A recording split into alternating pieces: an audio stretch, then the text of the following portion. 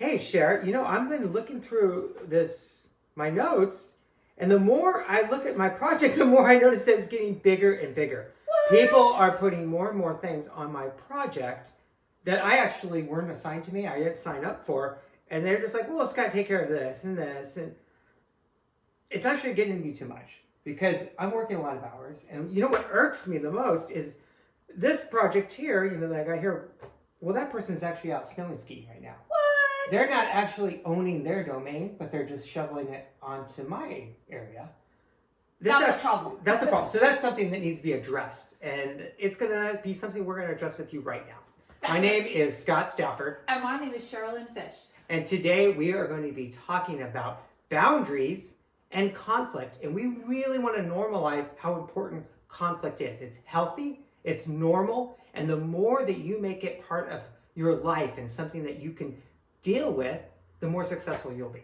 Cher, can you talk a little bit about conflict? When do you address it? I mean, do you take everything and make it a conflict, or some things slide, some things don't? Yeah. I'm so glad you asked, because no, not everything needs to be a conflict, right? No. Because some things you can just let them go. Right. And so you were talking, actually, this is a true story, and it was several years back. Yes. Scott was on a pretty exciting project, and Yeah. I heard about it regularly. And then I also heard regularly how they realized that he had a lot of Salesforce skills. Yeah. And so more things kept getting put on his plate. Yep. And I told him, I've noticed this about Salesforce is that you guys are so talented. Yeah. You can do so many things. Yeah, as soon as everybody figures out, oh, well, you know a little bit about Marketing Cloud. They're like, well, can you do that? And you're like, I can, but did you want me to do the setup and the configuration of Sales Cloud, or do you want me doing Marketing Cloud? And you're like, okay, how many hats can I put on my head, right? It's a lot. So you got to draw your boundaries, own your space, and that way you can demonstrate the best of your abilities.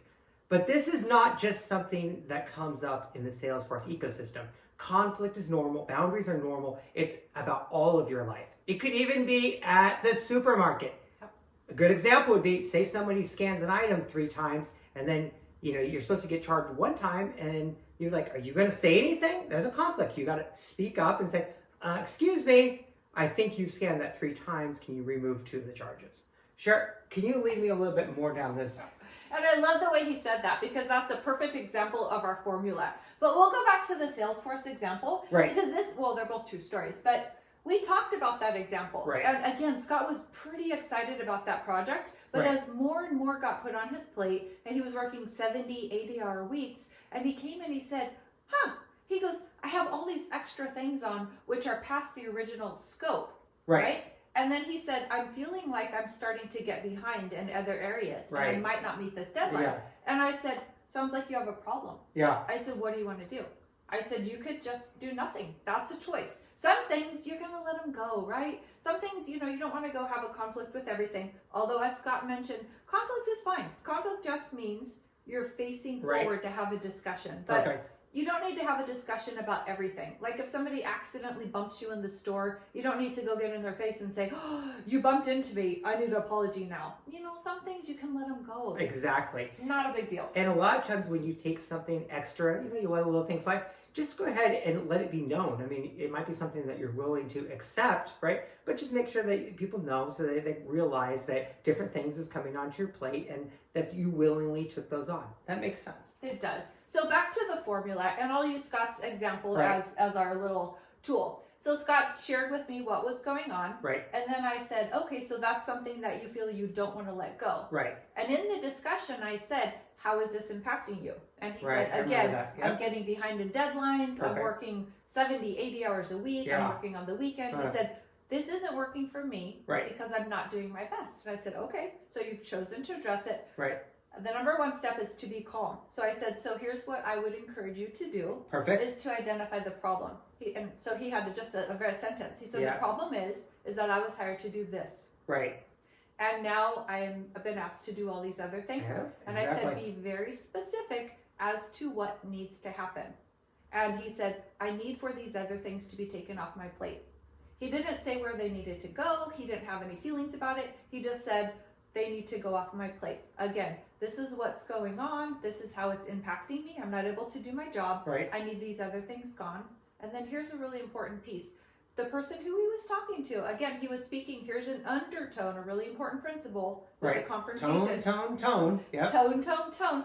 And doing it with grace and truth. Right. We don't want to come in hot, screaming at them. Your calmness, your tone is so important. Perfect. And you want to speak with truth. So these things he were talking about, they were facts. Sometimes people want to have confrontations and they're not living in reality. It's not truthful things. So being very truthful. And so he was very factual. Right. And then he said, hey, can you talk to me? Can I get your feedback on this? In that first scenario, and this Scott's just like blown away. He said he didn't even know, right? Right.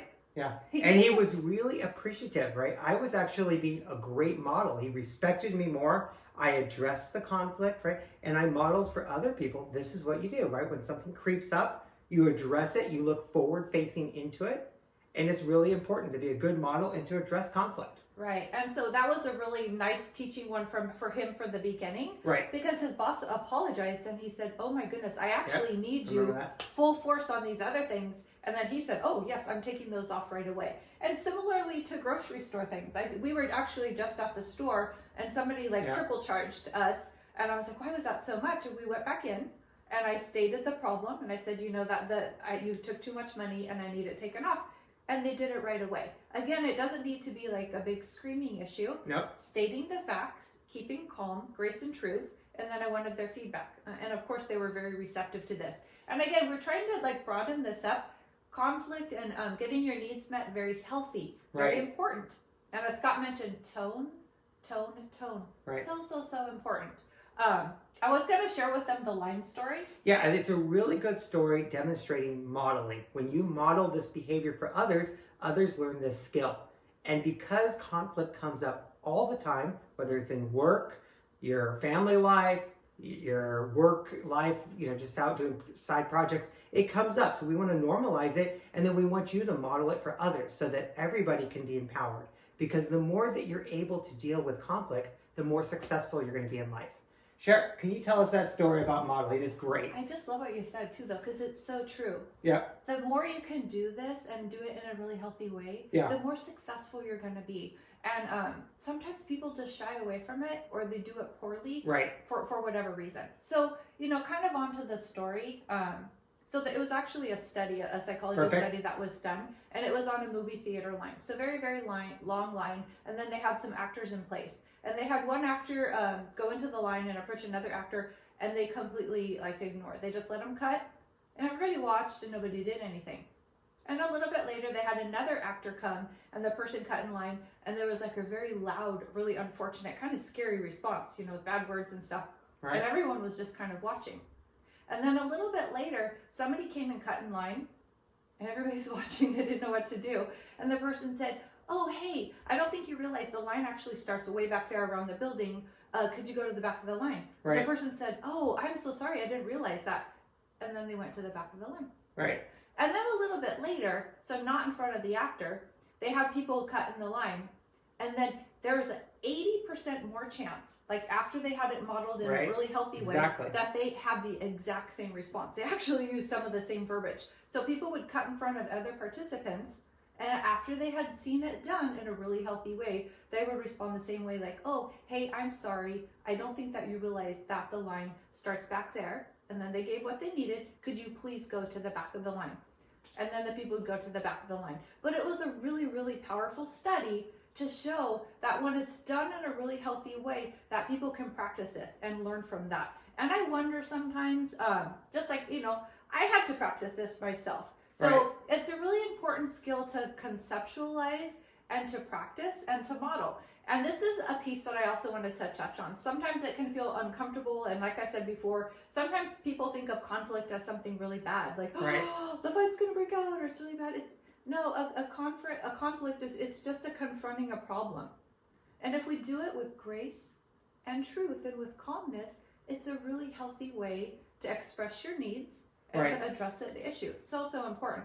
But if it's something for you that you feel uncomfortable or you're I don't know, I've never done that, really encourage you to take a safe friend aside and share with them and then, kind of practice with them, role play, just like we did, right? Yep. And in the beginning, Scott was and then he found his voice, right? Yeah. And I think one other part of the Salesforce ecosystem, it comes up a lot to scope. I'm sure you guys have all heard that. And it kind of is going to help you normalize. I'm sure we've all found different things that are not in our scope. And it's quite normal and natural. We say, well, excuse me, that's not actually in the contract. That's out of scope. And everybody just recognizes and said, okay, yeah, we'll table that to the next project, right? It's something that we've learned to do in the tech community. And so by learning to address conflict, your boundaries in life and in all the situations, you're going to empower yourself to have a better, more successful life. And that's what we want for you guys. Definitely. And, just practice, it becomes easier and easier. And it's become easier for Scott. And Absolutely. Scott and I, we work pretty closely together. Yeah. And Scott has really developed a really healthy way, because I'm pretty busy and sometimes I'll put too much on Scott. And I'll find him coming to me in a really loving, with grace and truth. He'll say, hey, Cher, we didn't agree upon this. I need you to take that back. And I'll respond to him in a really healthy way, and I'll plug, oh, I didn't really realize that. And it goes both ways. Sometimes I call him out. But once we have that and it's a safe relationship, right. I just really want you to hear this. Once we can reciprocate that, it's an okay thing to do. Right. We're just kind of drawing that line, and maybe I didn't really realize it, or, because I know he could do so much. But for him to take care of himself and to do what he's responsible for well, he has to draw the line. So we really, just really wanted to highlight, so important to practice it, and then it will become normal and it'll become really healthy for you. Something about, and Scott and I talk about it all the time, and this is how you hooked me on Salesforce. Yeah, okay, I always tell her about the Ohana, right? Because for Sherlyn, she was in a different field, and I said, yeah, we have the Ohana, everybody's helping, and it's a really great place. And when she looked at some of the principles, she was in mental health and said, hey, I want to be part of this great community. So she's going to talk a little bit about the principles of the Ohana that resonated with her and actually talk to this issue. Right. I actually started doing some research on them, and from what I can tell, there's 8 foundational principles of the Ohana.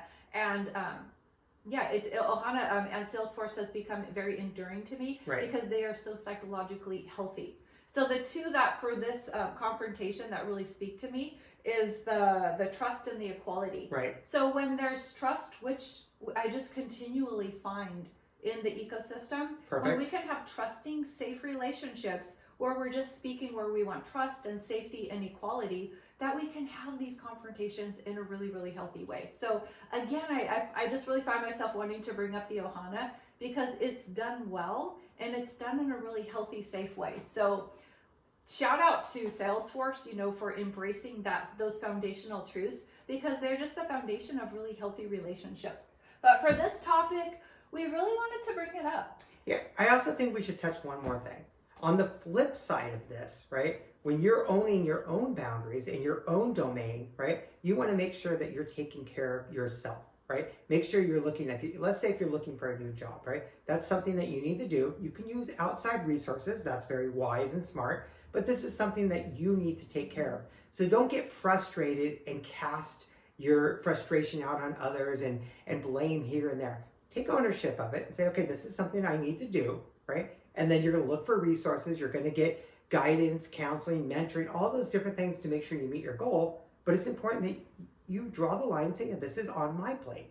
And that happens with a lot of things in your life, not just looking for a job, whether you're taking one of your children out for an outing, right? Make sure you own that. Say, okay, that's my responsibility. I'm going to look through all the different parts of this activity, make sure I'm owning it. You might need help from somebody else, but in general, take ownership of your own life or your own domain.